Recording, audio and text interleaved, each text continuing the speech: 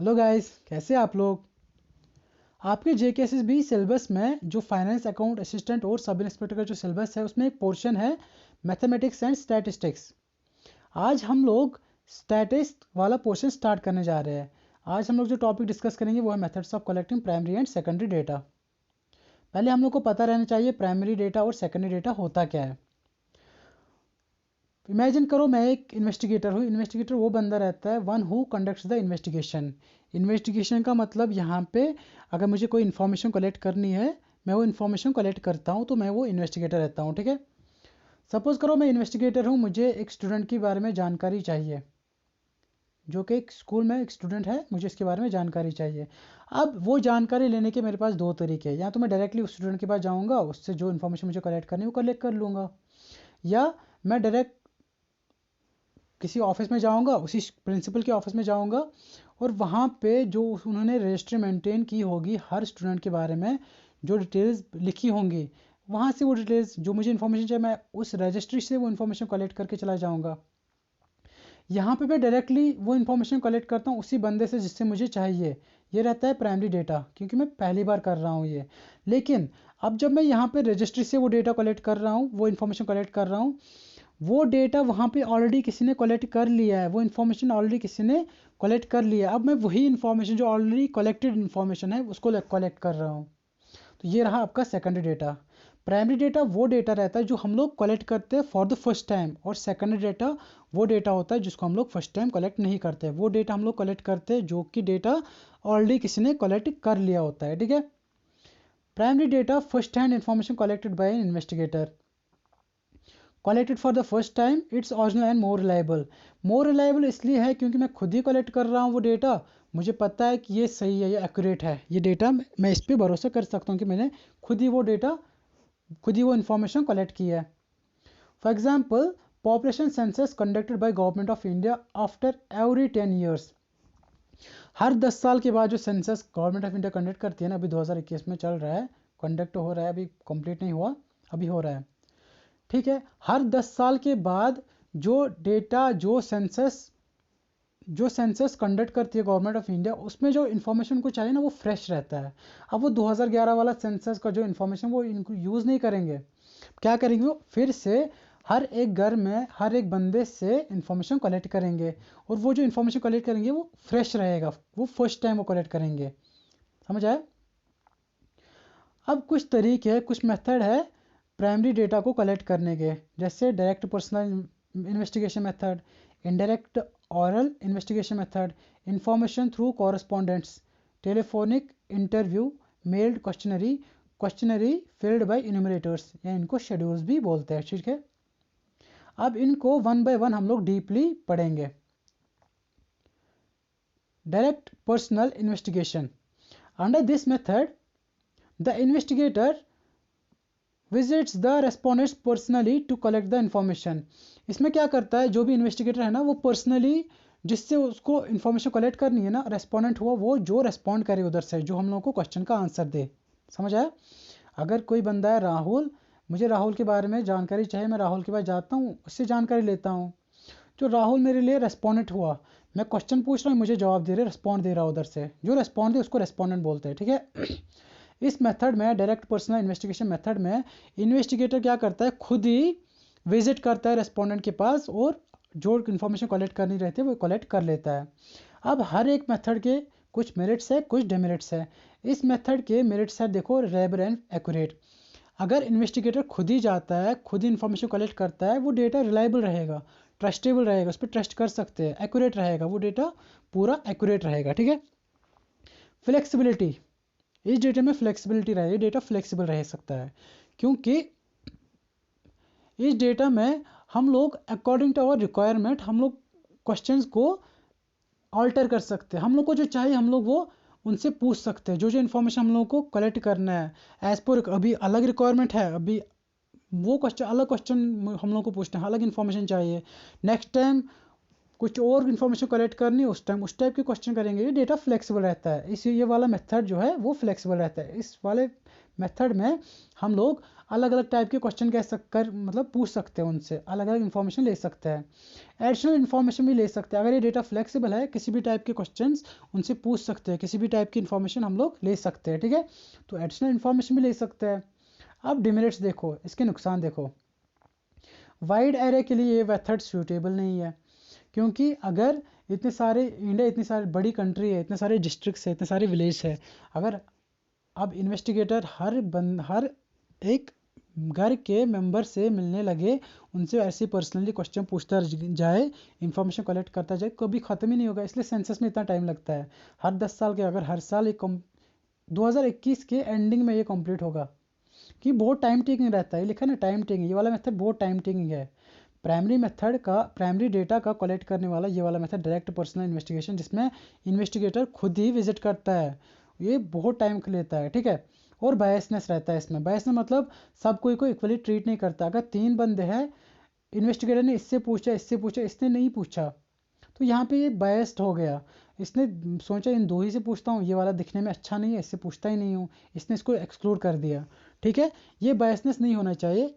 इस मेथड में बायसनेस होता है, इसका खतरा है, इसीलिए ये इसका डिमेरिट है, इसका नुकसान है। इनडायरेक्ट ऑरल इन्वेस्टिगेशन, ये दूसरा मेथड है सेकंड प्राइमरी डेटा को कलेक्ट करने का।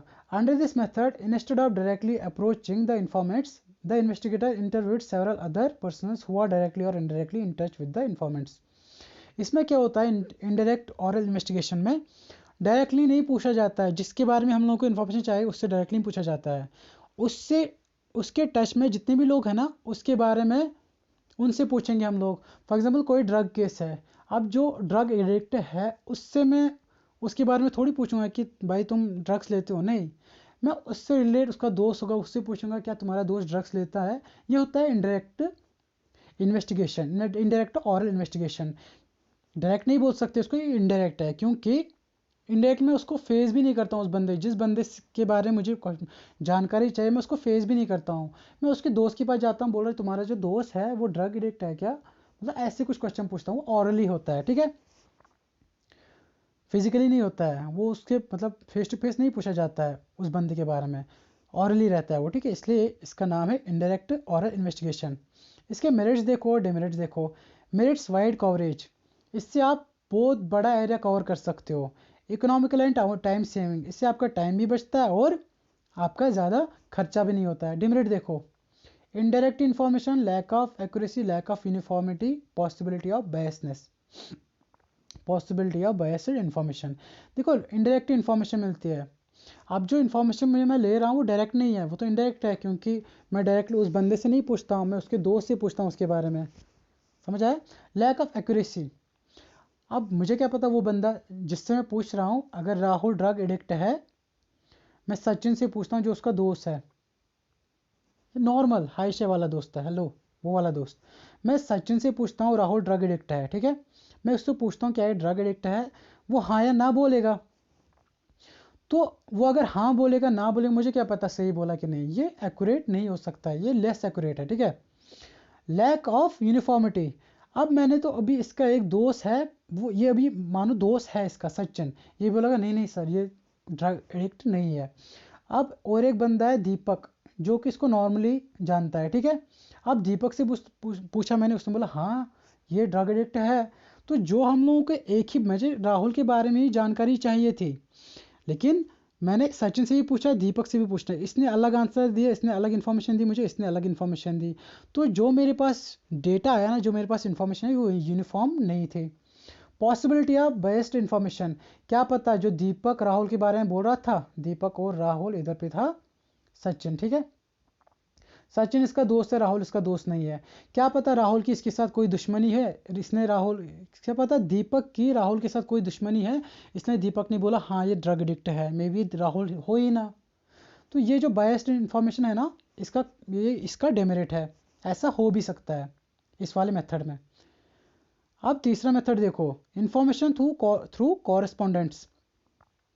कॉरेस्पॉन्डेंट्स में क्या, कॉरेस्पॉन्डेंट्स वो लोग होते हैं जिनको इन्वेस्टिगेटर खड़ा करता है, बोलता है कि मेरे बदले अब आप ही इन्फॉर्मेशन कलेक्ट करके लाओ। Under this method local agents और correspondents are appointed and trainer to collect the information from the respondents. बजाय ये जो इन्वेस्टिगेटर है ना, वो बजाय खुद ही जाके इन्फॉर्मेशन कलेक्ट करके वो क्या करता है, एजेंट्स को खड़ा करता है जो ट्रेंड रहते हैं, स्किलफुल रहते हैं, ठीक है, एजेंट्स और कॉरेस्पॉन्डेंट उनको खड़ा करता है और उनको बोलता है मेरे लिए इस जगह से डेटा कलेक्ट करके लाओ। अब इसके मेरिट देखो और डेमेरिट देखो। मेरिट है वाइड कवरेज, इससे बहुत ज़्यादा एरिया कवर हो सकता है। आपको एक गांव है, आप उस गांव में 10 मोहल्ले हैं फॉर एग्जांपल, उस 10 मोहल्ले में आप 10 कॉरेस्पॉन्डेंट डाल दो, आपको तो 1 घंटे में, मतलब 1 दिन में वो पूरा विलेज खत्म हो जाएगा, वो कवर हो जाएगा, है ना। इकोनॉमिकल एंड टाइम सेविंग, आपका टाइम भी बच जाएगा। स्पेशल पर्पस, अगर किसी स्पेशल पर्पस आपके माइंड में है तो वो उस पर्पस से आप ये वाला मेथड बहुत सूटेबल है। फिर अगर आपके दिमाग में कोई स्पेशल पर्पस है, डेटा कलेक्ट करने का कोई स्पेशल पर्पस है, तो ये वाला मेथड बहुत सूटेबल है। कंटिन्यूटी, आप जब चाहो उन कॉरेस्पॉन्डेंट्स को फ़ोन करके बोलो मुझे फिर से वो डेटा चाहिए, ये वाला डेटा चाहिए, मतलब आप इसको जब चाहे जितनी बार चाहे आप मंगवा सकते हो। डिमेरिट्स देखो, लैक ऑफ यूनिफॉर्मिटी, वही मैंने बोला कि अगर आप एक बंदे को दूसरे बंदे को बोलोगे इस वाले मोहल्ले की इन्फॉर्मेशन दो मुझे, ये वाला अलग दे सकता है, ये वाला अलग दे सकता है, मे बी बायस्ड हो, इस वाले बंदे की इस मोहल्ले के साथ बनती ना हो, तो ये हो सकता है इन्फॉर्मेशन जो मिले वो मे बी सेम ना मिले। Lack of reliability, lack of reliability, देखो अब क्या पता, आपने तो एजेंट उठाए, क्या पता वो चाय पीने बैठे, वो आपको डेटा दे उधर इधर का ऐसे ही बना के दे, वो चाय पीने बैठे, को डेटा कलेक्ट नहीं कर रहे, अपना काम नहीं कर रहे, ऐसे ही आपको खुद का ही बना के दे रहे हैं, तो आप इस पर रिलाई नहीं कर सकते, आप इस पर ट्रस्ट नहीं कर सकते, आपको क्या पता सही है कि नहीं है। लेस एक्यूरेट, लेस एक्यूरेसी, इस डेटा में आपको एक्यूरेसी भी नहीं मिलेगी, आपको नहीं पता ये एक्यूरेट है कि नहीं, क्या वो उस टाइम चाय पी रहे थे या सीरियसली उनने डेटा कलेक्ट किया था, आप इस पर भरोसा नहीं कर सकते हो। कॉस्टली, ये वाला बहुत कॉस्टली रहता है। आप अगर एक ही विलेज में 10 मोहल्ले है, आप 10 मोहल्ले में 10 बंदे लगाओगे तो नॉर्मल तो ठीक है चलेगा। अब अगर बड़ा गांव होगा उसमें ज़्यादा, एक गांव में आपको 3 मोहल्ले हैं, आप वो कॉरेस्पॉन्डेंट लगाओगे, ठीक है, इसको 1000, इसको 1000, इसको 1000, 3000 हो जाएगा। अब अगर इसी मोहल्ले में, इसी गांव में आपके 15 मोहल्ले हो, तो आपके तो 15 बंदे जाएंगे, आपके तो 15,000 जाएंगे। तो अगर एरिया बड़ा होगा उसी के अकॉर्डिंग कॉस्ट भी बढ़ जाएगा, तो ये इसका डिमेरिट है, ठीक है। चौथा मेथड देखो तो telephonic interview. Under this method data is collected through an interview over A telephone. कुछ नहीं करना है, अगर डेटा कलेक्ट करना है, जिससे कलेक्ट करना है फ़ोन करके उससे जो जो पूछना है पूछो, सिंपल, ना तो विजिट करने की ज़रूरत है ना कुछ। इसके मेरिट देखो, वाइड कवरेज, आप बहुत एरिया तक कवर कर सकते हो, लेकिन फ़ोन है, अब जहाँ पे फ़ोन ना हो लिमिटेड यूज़, अब जहाँ पे फ़ोन ही ना हो वहाँ पे तो वो वाले तो एक्सक्लूड हो गए, वो वाले बंदे, जिन बंदों के पास फ़ोन ही ना हो उन बंदों से इन्फॉर्मेशन आप कलेक्ट नहीं कर सकते, वो वाले तो ऐसे ही एक्सक्लूड हो गए, ये वाला इसका डिमेरिट है। रिलायबल, आप भले ही फ़ोन पे ही बात कर रहे हो लेकिन आपको पता है कि इस बंदे से बात कर रहा हूँ, इस पर ट्रस्टेबल है, पूरा ट्रस्टेबल नहीं है, पूरा रिलायबल, ये डेटा जो आप कलेक्ट कर रहे हो पूरा रिलायबल नहीं है लेकिन थोड़ा बहुत है। इकोनॉमिकल एंड टाइम सेविंग, आप दिन में 10 बार भी डेटा कलेक्ट कर सकते हो, ठीक है, और ये टाइम सेविंग, इस मेथड से आपका टाइम बचता है। लेकिन इसके जो डिमेरिट्स हैं ना, एक तो लिमिटेड यूज़, जहाँ पे फ़ोन ही नहीं है वहाँ पे आप कर ही नहीं सकते हो, वो वाले बंदे तो एक्सक्लूड हो गए, वहाँ से आप इन्फॉर्मेशन कलेक्ट नहीं कर सकते हो। विजुअल फीडबैक नॉट पॉसिबल, क्या पता आपको जो आपके फ़ोन पे है वो बंदा हो ही ना, या वो बंदा तो ठीक है आप जिससे बात करो वही है, लेकिन वो आपको, आपकी तरफ दिमाग नहीं है उसका, वो आपको रेस्पॉन्स नहीं दे रहा है, अच्छा गुड रेस्पॉन्स नहीं दे रहा है, वो हाँ में हाँ मिलाए जा रहा है लेकिन अच्छे से रेस्पॉन्स नहीं दे रहा है। तो कि विजुअल फीडबैक नॉट पॉसिबल, आपको, आप उसके सामने नहीं हो, आपको उसका एक्सप्रेशन नहीं पता है कि वो उसका जो रेस्पॉन्स है क्या किस टाइप का है, क्या वो मजाक में ले रहा है क्या ऐसे सीरियस है, ये भी इसका ड्रॉबैक है।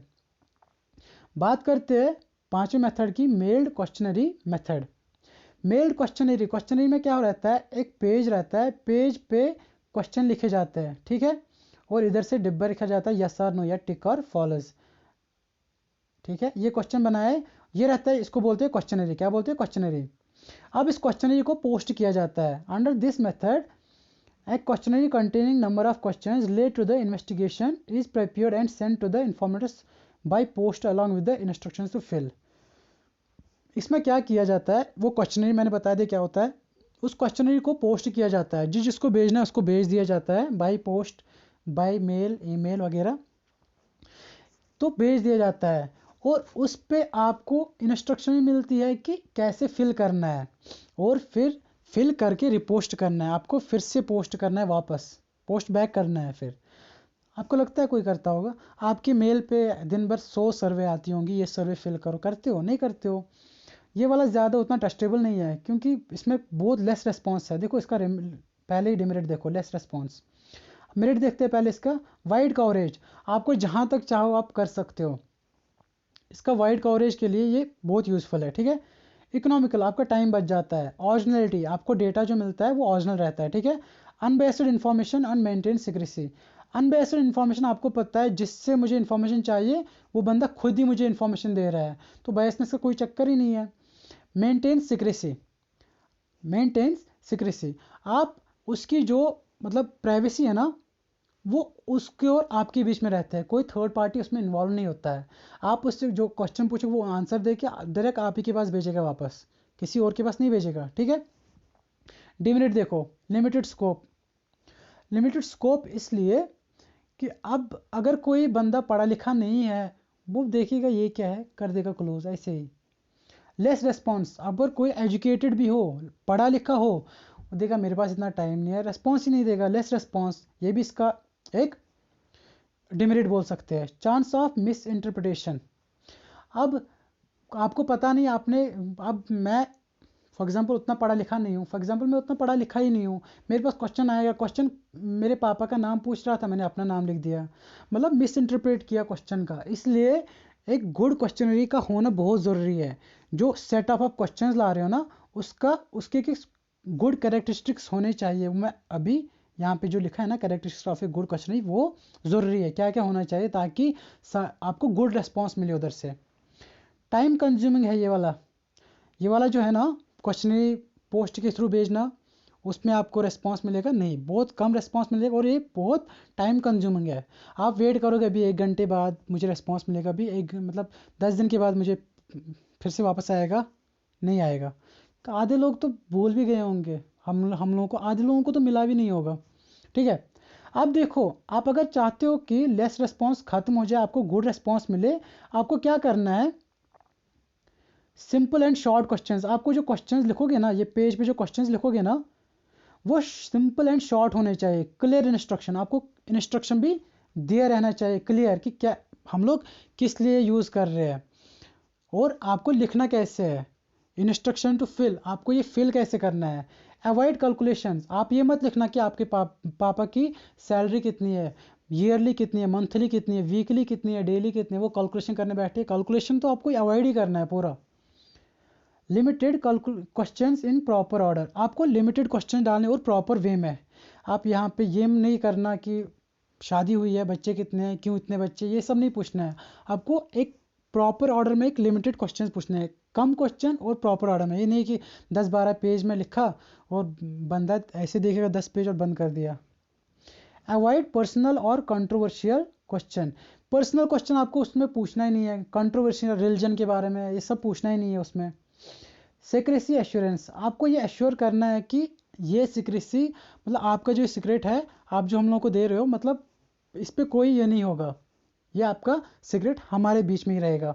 कवरिंग लेटर, कवरिंग लेटर आपको सबसे पहले उसके ऊपर लिखना है कि ये डेटा हम लोग क्यों ले रहे हैं, किस लिए हम लोग का ये ज़रूरत है, आपका जो इन्फॉर्मेशन हम लोग कलेक्ट कर रहे हैं ये किस लिए, ये इसका होना बहुत ज़रूरी है। अब जो पढ़ा लिखा होगा ना, वो क्यों देगा आपको सर्वे अपना, क्यों देगा इन्फॉर्मेशन। अगर आप लिखोगे कि ये इस चीज़ के लिए है, मे बी वो दे। कवरिंग लेटर, इसका गुड कवरिंग लेटर इसका होना बहुत ज़रूरी है। अब बात करते हैं लास्ट मेथड की, क्वेश्चनरी फिल्ड बाय इन्यूमरेटर, जिसको शेड्यूल्स भी कहते हैं। देखो क्वेश्चनरीज ये भी है और क्वेश्चनरीज वो भी है। इस क्वेश्चनरीज जो कौन भरता है, वो वाले क्वेश्चनरीज तो जो भी रेस्पोंडेंट होगा, जिसके पास वो मेल आता है, जिसके पास वो पोस्ट आता है, वो भर के, फॉर एग्जांपल मुझे किसी ने भेजा सर्वे, मैंने फिल किया, फिर पोस्ट कर दिया, मेल कर दिया वापस, ठीक है, वो मैंने खुद भरा, मैं एक रेस्पोंडेंट था। अब अगर क्वेश्चनरी के साथ साथ एक बंदा भी चला जाए, मैं क्वेश्चनरी भेज रहा हूँ, अब मैं एक ऑर्गेनाइजेशन हूँ, मैं एक क्वेश्चनरी भेज रहा हूँ। क्वेश्चनरी मतलब सेट ऑफ क्वेश्चंस। इस क्वेश्चनरी के साथ साथ मैं एक बंदा भी भेज रहा हूँ आपके साथ, वो क्वेश्चन लेके जाता है इन्वेस्टिगेट करने, ठीक है, इन्फॉर्मेशन कलेक्ट करने। Under this method enumerator personally visits information during along with A questionnaire. Questionnaire जो आपके पास जो क्वेश्चनरी रहता है उसके साथ साथ आपका एक बंदा भी चला जाता है, वो भी आता है। अब गया एक बंदे के पास, उससे पूछा, उसने जवाब दिया। अब वो क्या करता है उस टाइम जब क्वेश्चनरी, हम लोग इससे पहले वाला मेथड उसमें डायरेक्ट क्वेश्चनरी जो मेल के थ्रू जाता है, पोस्ट के थ्रू जाता है, उसमें क्या किया वो बंदा खुद ही लिखता, जिसके पास चला जाता वो खुद ही उसको भरता था, और या फिर नहीं भरता था, जो भरता था वो भर के फिर से रिपोस्ट या फिर से वापस मेल कर देता ना। इसमें ऐसा नहीं है, जो इन्यूमरेटर रहता है ना या फिर इन्वेस्टिगेटर रहता है, किसी किसी केस में इन्यूमरेटर ही इन्वेस्टिगेटर होता है। इन्यूमरेटर वो बंदा होता है जो कि इन्वेस्टिगेटर की हेल्प करे। इन्वेस्टिगेटर मैंने आपको पहले ही बता दिया है, वन हु इन्वेस्टिगेट्स, जो इन्फॉर्मेशन कलेक्ट करे। किसी किसी टाइम में जो इन्वेस्टिगेटर है ना वही इन्यूमरेटर होता है। अब ये इन्यूमरेटर जब जाता है रेस्पोंडेंट्स के पास, उनसे क्वेश्चंस पूछता है, क्वेश्चन इसी के हाथ में रहता है इन्यूमरेटर के पास में, और ये वाला क्वेश्चन पढ़ता है, ये वाला क्वेश्चन पढ़ा, ये बंदा आगे बैठा है, ये इसको रेस्पॉन्स दे रहा है, ये इन्यूमरेटर नोट करता है, हाँ इसने ये बोला। दूसरा क्वेश्चन पूछता है, ये वाला ये बंदा रेस्पोंडेंट जो है वो रेस्पॉन्ड करता है, इसका आंसर देता है, ठीक है, अपनी लैंग्वेज में। इसके मेरिट और डिमेरिट देखो। मेरिट इसका एक्यूरेट एंड रिलायबल, क्योंकि खुद ही जाता है, पर्सनल विजिट करता है, वो रेस्पॉन्ड देता है, वो लिमिटेड क्वेश्चन रहता है, क्योंकि इसको पता है क्या क्या क्वेश्चन पूछना है। 3 ही क्वेश्चन है, यही 3 क्वेश्चन पूछेगा। अगर इसमें इस क्वेश्चनरी में 3 ही क्वेश्चन, यही 3 क्वेश्चन पूछेंगे, और एक्स्ट्रा नहीं पूछेगा, ठीक है। Useful in case of illiterate respondents, अगर आप क्वेश्चनरी भेजते हो मेल के ज़रिए, अगर कोई अनपढ़ लिखेगा वो तो पढ़ेगा ही नहीं, उसको पढ़ना ही नहीं आएगा। अगर अब आप क्या करते हो, आप एक बंदे को भी भेजते हो, एक इन्वेस्टिगेटर को भी भेजते हो, एक इन्यूमरेटर को भी भेजते हो, वो क्या करेगा, वो जो अनपढ़ बंदा होगा ना, जो रेस्पोंडेंट होगा, जिसने अभी वो वाला मेल तो देखा ही नहीं होगा पोस्ट, क्योंकि वो पढ़ा लिखा नहीं है। अब ये वाला जाता है बंदा क्वेश्चन के साथ, ये वाला क्वेश्चन उसको बोलता है कि आप ये बता आपका नाम क्या है, आपके पापा का नाम क्या है। ये बंदा भले ही अनपढ़ होगा लेकिन इसका जवाब तो दे सकता है, क्योंकि इन्यूमरेटर उसको इस एंगल से समझाता है, मुझे इसका जवाब चाहिए, मुझे इसका जवाब चाहिए, ये बंदा देता है जवाब। तो इसका ये मेरिट है कि अगर बंदा अनपढ़ भी होगा ना तब भी आपको ये वाला मेथड बहुत यूज़फुल रहेगा, बेटर रिस्पॉन्स। और जो हम लोग मेल के ज़रिए जो क्वेश्चनरी भेजते हैं उसके हिसाब से इसका जो रिस्पॉन्स है बहुत ही अच्छा है। डेमेरिट्स, कॉस्टली मेथड, मैंने बोला जब आप पर्सनली विजिट करते हो, इन्वेस्टिगेटर हुआ, इन्यूमरेटर हुआ, तो वो बहुत ही कॉस्टली रहता है, ठीक है, टाइम कंज्यूमिंग भी रहता है और कॉस्टली भी रहता है। टाइम कंज्यूमिंग देखो, और इनएफिशिएंसी एंड पर्सनल बायस। अगर ये क्वेश्चन सेट लेके मैं जाता हूँ, क्वेश्चनरीज लेके जाता हूँ, मैं एक इन्यूमरेटर हूँ, जाता हूँ 3 बंदों से, फिर वही एग्जांपल दे रहा हूँ मैं, 4 बंदों से मुझे लेना है, मैंने इससे भी लिया, इससे भी लिया, इन दोनों को छोड़ दिया। ये वाला काला था और ये वाले को, इसके पास ईगो प्रॉब्लम था, इसके पास एटीट्यूड बहुत था, मैंने बोला ये दोनों के बारे, इन दोनों के पास घमंड है, छोड़ो इन दोनों को, मैं इन दोनों की बोले, तो मैं एक बायसनेस मतलब वहाँ पे अराइज होती है, मतलब मैं फ़र्क करता हूँ इन चारों में, इन दो से इन दो को एक्सक्लूड करता हूँ, इन दो को लेता हूँ। तो इसमें इसका खतरा है, ठीक है, ये इसका क्या है, इसकी डेमेरिट है। देखो क्वेश्चनरी और शेड्यूल्स में क्या फ़र्क है। क्वेश्चनरी और शेड्यूल्स, क्वेश्चनरीज आपका इनडायरेक्ट मेथड है, क्वेश्चनरीज आपका इनडायरेक्ट मेथड है, और शेड्यूल्स आपका डायरेक्ट मेथड है। इनडायरेक्ट मेथड में आप तो खुद जाते नहीं हो, आप सिर्फ पोस्ट कर देते हो, फिर बोलते हो कि मुझे इसका जवाब चाहिए, फिर वापस मेल कर देना। लेकिन डायरेक्ट मेथड में ऐसा नहीं है। डायरेक्ट मेथड में शेड्यूल्स, जो क्वेश्चनरी है ना, जो आप क्वेश्चन भेजते हो उसके साथ साथ आप बंदे को भी भेजते हो जो कि वो क्वेश्चन नोट करे, उस क्वेश्चन का आंसर नोट करे। Apply to cover a large area, जब आपको लार्ज एरिया कवर करना होगा ना तब आप डायरेक्ट मेथड तो यूज़ नहीं करते हो, क्योंकि वो तो एक तो टाइम कंज्यूमिंग है और आपको बहुत पैसा जाएगा उसमें। Depends on the nature of covering letter, questionnaire मैंने बोला अगर गुड क्वेश्चनरी के लिए आपका कवरिंग लेटर होना ज़रूरी है कि हम लोग किस लिए डेटा यूज़ कर रहे हैं। और इस वाले शेड्यूल्स में ना depends on the skills of investigator, एक इन्वेस्टिगेटर का एक्सपीरियंस्ड होना और स्किलफुल होना बहुत ज़रूरी है। क्वेश्चनरी में एक अच्छी बात है कि illiteracy is an issue, sorry, इसमें ये एक इशू है कि अगर इलिटरेट बंदा होगा ना वो इसको इग्नोर ही करेगा, वो देगा ही नहीं। इलिटरेसी यहाँ पे इश्यू बनता है। यहाँ पे क्वेश्चनरी वही देगा जो पढ़ा लिखा होगा, वही उस क्वेश्चनरी को उसको रेस्पॉन्स देगा, ठीक है। लेकिन यहाँ पे एवरीवन इज कवर्ड, क्योंकि यहाँ पे इलिटरेट हो लिटरेट हो सब कोई कवर होता है, क्योंकि उनको पढ़ने की ज़रूरत नहीं है। पढ़ता कौन है? इन्यूमरेटर, जो उस उसके साथ साथ चला जाता है। किसके साथ?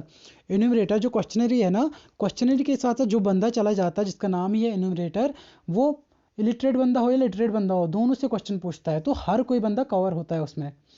और ये वाला देखो लेस कॉस्टली है, कुछ नहीं करना, आपको मेल करना है, बाद में रिस्पॉन्स मिला तो ठीक, नहीं मिला तो, ज़्यादातर तो नहीं मिलता है, लेकिन आपके पैसे बचते हैं, आपको ज़्यादा पैसे खर्च नहीं करने पड़ते हैं। शेड्यूल्स में ऐसा नहीं है, शेड्यूल्स में ये डायरेक्ट है। मैंने बोला जब भी आपको डायरेक्ट मेथड का यूज़ करना हो, समझ लेना ये बहुत कॉस्टली है, क्योंकि बंदे को खुद ही विजिट करना रहता है, इसको कॉम्पनसेट करना है, इसको सैलरी देनी पड़ती है, इसको पैसे देने पड़ते हैं, तो ये बहुत more costly in comparison to questionnaire, ठीक है। ये तो रहा प्राइमरी डेटा। सेकेंडरी डेटा भी मैंने आपको बता दिया, ये सेकंड हैंड इंफॉर्मेशन रहती है, not originally collected other rather obtained from already purchased or published or unpublished sources। देखो सेकेंडरी डेटा एक तो सेकंड हैंड इंफॉर्मेशन रहता है, फर्स्ट हैंड नहीं रहता है, और इसको ऑलरेडी ये डेटा ऑलरेडी किसी ने मतलब कलेक्ट कर लिया रहता है, या तो पब्लिश हो गया होता है या फिर अनपब्लिश रहता है। समझ आ गया? फॉर एग्जाम्पल किसी कमेटी का रिपोर्ट, कोई भी कमेटी उसका रिपोर्ट उसने पब्लिश किया, वो कमेटी का रिपोर्ट पब्लिश हो गया, अब हम लोग पढ़ते हैं उसको, ये सेकेंडरी डेटा है, ठीक है। कलेक्टर ऑलरेडी किसी ने किया है, बनाया किसी ने और पब्लिश भी कर लिया है, अब हम लोग वो पढ़ते हैं, वो पब्लिश डेटा है। सेकेंडरी डेटा जो है ना, दो फॉर्म में हो सकता है, या तो पब्लिश्ड फॉर्म में या अनपब्लिश्ड फॉर्म में। देखो इसकी example, information collected about the student from the school record. मैंने बताया था आपको पहले ही, जो मैंने स्टूडेंट की एग्जांपल ली, कि स्टूडेंट को, अगर मुझे स्टूडेंट की इन्फॉर्मेशन चाहिए, मुझे दो तरीके हैं, या तो मैं डायरेक्टली इसको विजिट करके वो इन्फॉर्मेशन कलेक्ट करूं, या फिर जो प्रिंसिपल ने या फिर क्लर्क ने जो रजिस्ट्री मेंटेन की होगी जिसमें सारे स्टूडेंट की डिटेल्स होगी, उससे डेटा कलेक्ट करूं। अगर मैं इससे डेटा कलेक्ट करता हूं ना, ये आपकी सेकेंडरी डेटा हो, सेकेंडरी डेटा की एग्जाम्पल हुई। अब देखो सेकेंडरी डेटा या तो पब्लिश्ड हो सकता है या अनपब्लिश्ड।